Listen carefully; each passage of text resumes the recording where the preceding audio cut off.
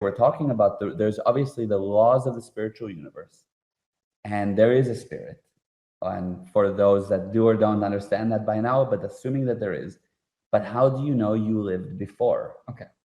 So how do you know you lived before? So when you take a body and you die, the body is like a doll. It has nothing. Yeah. It's just nothing. Yeah. Just a piece of meat. Just a piece of meat. Yeah. Because and we know that something left. This life force is gone. Yeah. Yes. So at the beginning, you also had a body, small, yes, but you also had a body, and when it's born, it has some kind of a life force in it. Sometimes it's born dead without a spirit. Yeah. Yes.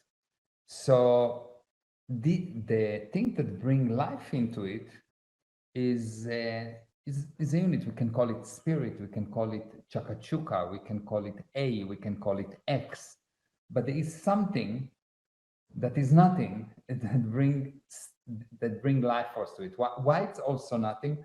Why we cannot see it or measure it or anything like that is because it's nothing.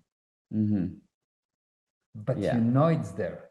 That's the thing. You know it's there, but then people, but then they get confused because they're like, but I can't see it. But it's because it's nothing. Yeah, you don't see electricity, but you know it's there. Yeah, true. Yeah.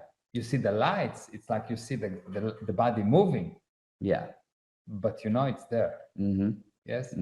Electricity, of course, you can measure, and the spirit you can measure too.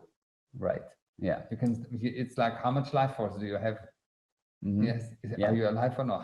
How much energy? Like if you think about it, you think, well, I have energy because I'm eating dead meat. Wow, you eat dead meat and you get energy? Yeah. Isn't it a bit weird? It is. It's when you think about it, you're eating a dead thing that gives you energy. Yeah. Of course, the body assimilates it, but that's not what makes you alive in the morning. Exactly. Yeah. Actually, the more you eat, the less. Yeah, you get tired. You need to sleep after you eat well. That's true. Yeah. Yeah. Okay. So now, how do you know that there is this thing that it knows? So the first thing you need to do is to look at cases where a person can recall past lives.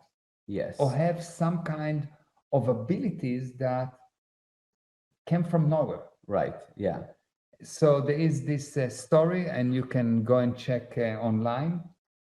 In Israel, there's some small village of Druze, and just to explain, the Druze it's sort of a type of how would you describe them? It's not not villages. No, but no, they live in villages or cities. It's not important. But it's a culture. But it's a culture. They have some of them are Christian, some of them are not, and they generally talk Arabic. They're Arabs, and they live in Israel, and they're considered to be Israelis. They serve in the army and everything.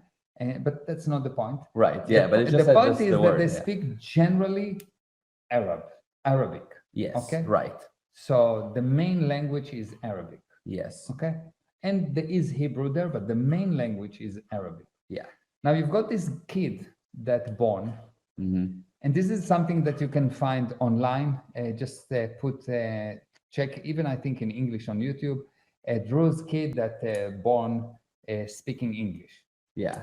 Now the guy is born, and he speaks not fluent, but very good English with the English accent. Yeah, like a British accent. British accent. Now there is no one in the area that speak English, never mind in a British accent. Yeah. And he cannot assimilate. It's very hard for him to speak Arabic. Yeah. He can hardly speak Arabic, and he speak English. So the mom speak in Arabic and he answer in English, and the mom don't understand him.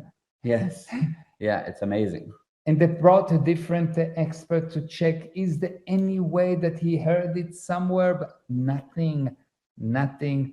There is no logical explanation. And he was like 2 or 3 years old. He was 2 years. When he started to talk, he was like 1.5 or something, and he started to talk in English. Yeah, and they show him like, I don't know, a bottle, and they expect him to say it in Arabic, and he's like bottle, and he's like speaking in Yes. this like what the heck? Like Yeah.